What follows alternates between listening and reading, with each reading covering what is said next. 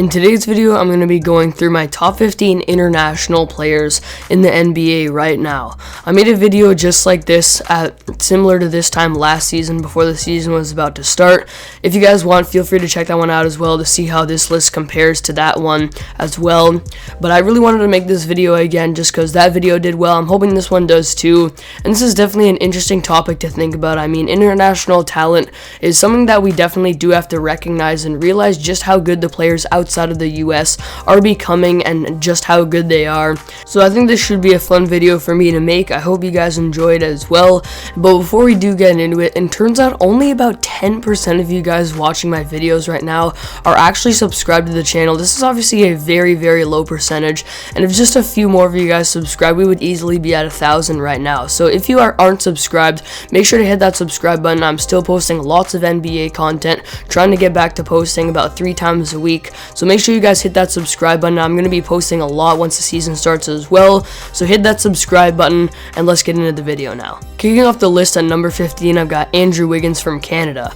And as a Canadian myself, it was definitely great to see Andrew Wiggins break out last season. And it wasn't even because of what he did on the offensive end of the floor, but mostly defensively. I mean, he was known as a guy who was not a very good defender at all when he came into the league. And last year, he broke out on the defensive end of the floor and is absolutely considered probably at least a top 25 defender in the game right now, with his ability to really last year become one of the best on-ball and one-on-one defenders in the entire NBA. And offensively, he definitely became more efficient last season with his scoring ability. We know how he's able to create his own shot, score pretty much anywhere on the floor, and he's always been able to put up around 20 points per game, and he kept that up last year. But last year, he definitely became more efficient, shooting about 48% from the field and 38% from 3. So the improvements from Wiggins last year are very fun to see, especially for me as a Canadian, and I'm very glad he got vaccinated so he can continue this momentum in the next season as well. Number 14, I've got OG Anunoby from the United Kingdom, and as a Raptors fan, it was also very fun to see OG's improvements last year, as the year before that he was averaging about 10.5 points per game, and last year took that up to about 16 points per game, still doing it very efficiently, shooting 48% from the field, 40% from 3 on 6 attempts per game, which is very impressive for OG. He's a very good off-ball player, a very good threat from the corners from 3, is a good catch and shooter, can cut toward the basket and get easy dunks around the rim, and overall he did this on 61% true shooting, meaning he's definitely more efficient than the average player in the league right now. And defensively for OG, he's still, in my opinion, easily a top 10 defender in the game, with his ability to very effectively defend 1 through 5, defend down low better than some centers in the league can do right now, and be also a very good perimeter defender, and he has great hands, and overall he's a very good defender and plays his role great offensively as well. The comparison between Wiggins and OG is an extremely close comparison, and I'd say Wiggins is probably very, very slightly better offensively, but defensively I think OG is quite a little bit better than him with his versatility. It's very close, but I give a really slight edge to OG right now. Number 13, I've got Domantas Sabonis from Lithuania, and despite being undersized for a big man, he's one of the best post players and bully ball players in the game right now, can always get his own shot and create his own shot around the rim, and scores very effectively and efficiently. Last year putting up about 20 points per game on 60% true shooting, along with 12 rebounds per game, which is very impressive for a guy in Sabonis who's not even really close to being 7 feet tall, and also almost 7 assists per game, and led the entire league last year in screen assists per game and screen assist points per game. So his playmaking ability doesn't exactly show up on the score sheet, but Sabonis is a very good and underrated passer and playmaker overall, and does a lot of very good things offensively. The only thing that drops his ranking a little bit is how he's not great defensively and has a lot of room for improvement on that end of the floor. Number 12, I've got Nikola Jokic from Montenegro, and ever since the Bulls' moves in the offseason, I think people have kind of forgotten that Vucevic is still on this team and is still one of the best offensive players on this team and one of the best offensive big men in the entire NBA right now. He plays his role as the modern day big man very well. He's very good in the pick and pop, shoots the 3 very well at the top of the key, and had a career year last year from 3, shooting 40% on the dot from beyond the arc, with over 6 attempts per game last season in total, combined with his numbers from Orlando and also Chicago, and he played a lot better in Chicago as well, and I expect him to continue this offensive play next season. Last year he averaged a total of 23.5 points per game, and I think he might be able to get that up to 25 next season. Again, though, he's not a great defender, and when you're a big man and the main center on a team like this, you definitely have to be a good defender, so he needs to improve here, become a better rim protector and pick and roll defender for him to get into the top 10 of this international players list. Now at number 11, I've got Clint Capela from Switzerland, and he plays another role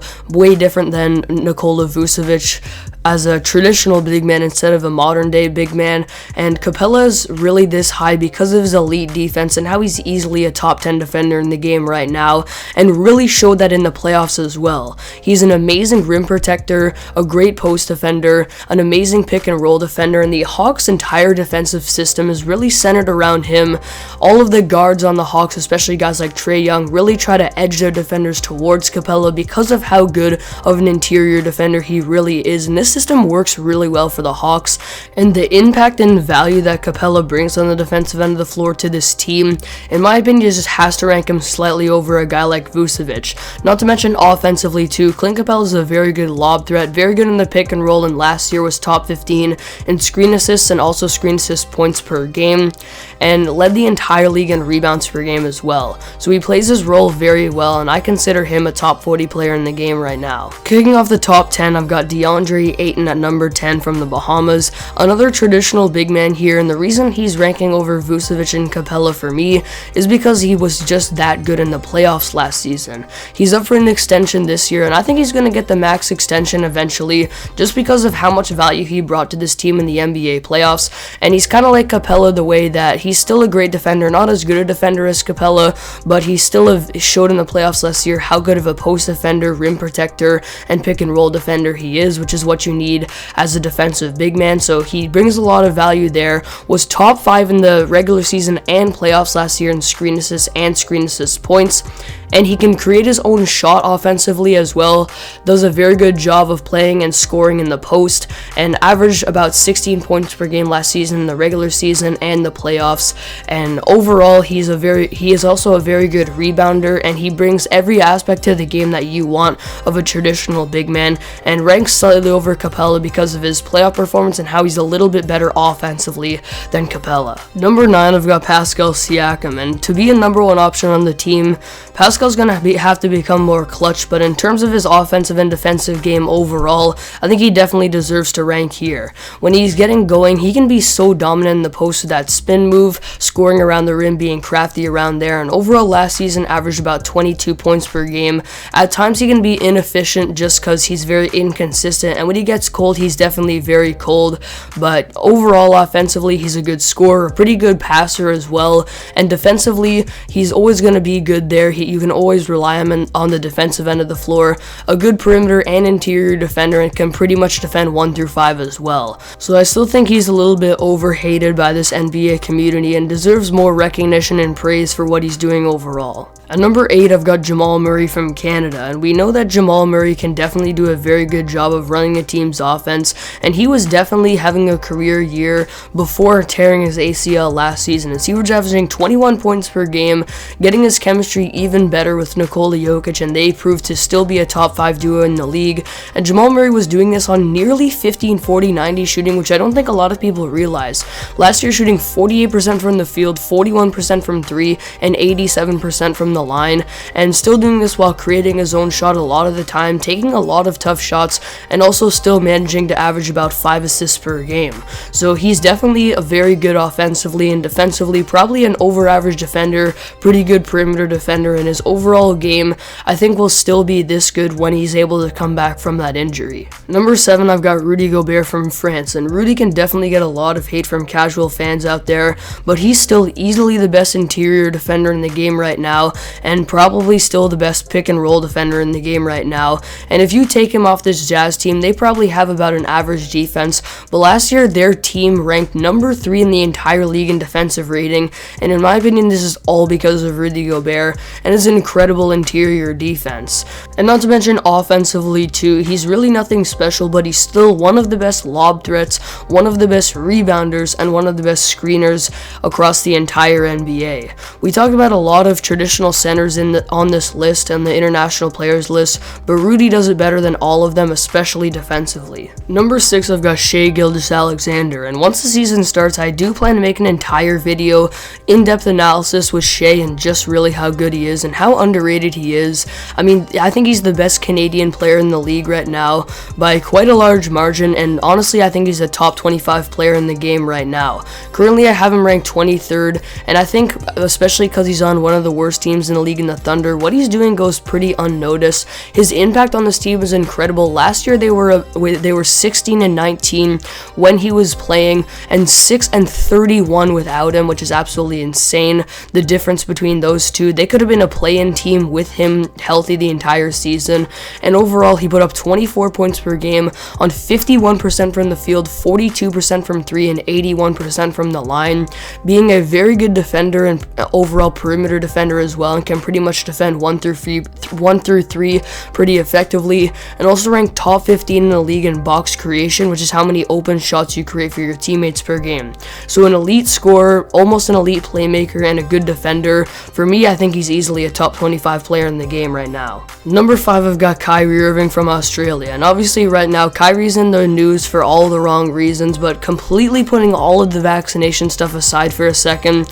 he's still easily top 5 on this list and easily a top 15 player in the NBA. Last year, Kyrie became the 5th player in NBA history to have more than 25 points per game on over 50-40-90 shooting, which is absolutely insane, and it's going pretty unnoticed. He's also still the best ball handler in the league, very fun to watch, and still a pretty good and, in my opinion, underrated playmaker. Last year averaging 6 assists per game and ranking in the top 10 in box creation as well. So I think it's a no-doubter that he's 5th on this list at least. Number 4, I've got Joel Embiid, and he's really mastered the art of being a bully ball type of player, the best post player in the game right now, and not to mention that when he's in the post, he can still turn around and shoot that little fadeaway or mid-range shot from the post position as well. So he's also getting better from 3 as well, as last year he shot about 38% from 3, and he's very good in the pick and pop at times. He can pop out there, shoot the 3 at the top of the key, and offensively, he's obviously a very good player. He doesn't have a lot of off-ball game or playmaking to his game yet, but overall last season led the entire league in points per 75 possessions with almost 34 points per 75, which is obviously extremely impressive, and is probably a top 20 defender in the game right now as well. It all depends on effort for Joel on the defensive side of the floor, but he's still a very good rim protector and post defender and uses his size to his advantage. So I think he's a top 10 player in the game right now for sure, and definitely 4th on this international players list. Number 3, I've got Nikola Jokic, and what Jokic did offensively last season was simply historic, and he absolutely deserved the MVP award, putting up 26.5 points per game, 11 rebounds per game, 8.5 assists, and doing this on 57% from the field, 39% from 3, and 87% from the line as a big man, one of the best 3-point shooting big men in the league right now, and he did this all while not missing a single game in the entirety of last season. His defense is what is holding him back from being number 1 on this list, but I honestly think that the Serbian, if it wasn't for his poor pick and roll defense at times, could definitely be number 1 on this list with just how unique of a player he is and just how good of a playmaker he is, and doing this at the center position just makes it that much more impressive. He ranked 5th in the league last year in box creation, creating 15 open shots for his teammates per game, and just his incredible playmaking ability is what separates him a little bit from Joel Embiid in my opinion. But these two are definitely, it's a very close debate between the two, and they are representing the big men very well in the league right now and representing their countries very well as well out of Cameroon and Serbia. 2, I've got Luka Doncic, and it's very close between him and Jokic, but his shot creation ability and also what he did in the playoffs separates him a little bit for me. Luka last year in the first round, despite not getting it out, really carried his team, obviously took a lot of those step back jumpers at the top of the keys, turning into one of, if not the best ISO player in the game right now, and overall in those 7 games in the playoffs last season averaged a total of 36 points per game. Absolutely insane stuff for Luka here in the regular season, putting up 28 points per game, 8 rebounds per game, and 8.5 assists per game, and ranking second in the league in box creation. And again, the only thing holding him back from being number 1 on this list, just like Jokic, is his poor defense and average defense at times. So obviously that leaves us with only one option for the number 1 spot, and of course that's Juancho Hernangomez.